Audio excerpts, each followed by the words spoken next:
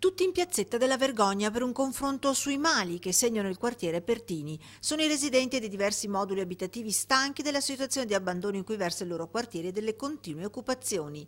C'è tanto degrado nel senso che il comune non contribuisce più a niente, non fa più niente, no. Ci sono tante case chiuse, in muratura e così dicono che non lo possono affittare. Con un appartamento grande e interno andando il comune con una macchina d'acqua che mi viene sempre e bisogna stare a asciugare, non si è permesso perché mi pago i soldini a fine mese.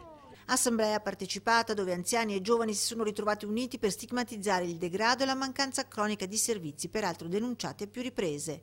Degrado chiama degrado perché guarda, hanno rotto tutti gli scalini e purtroppo qui c'è la gente che...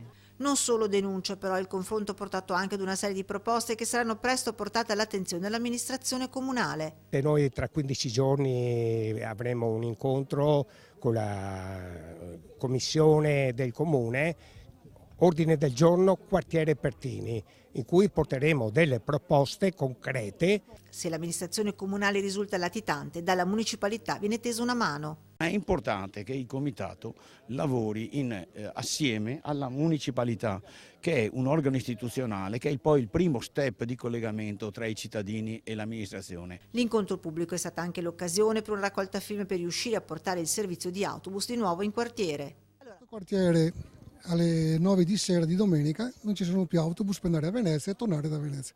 Abbiamo ragazzi che lavorano a Venezia e dobbiamo andare a prenderli perché non sanno come venire a casa. E giorno lavorativo alle 10:10 c'è l'ultimo autobus. Al sindaco Brugnaro chiedono di mantenere le promesse fatte in campagna elettorale e gli fanno un invito. Gli chiederei anche di venire a fare un giro direttamente a piedi, magari dentro il quartiere, per toccare con mano la situazione.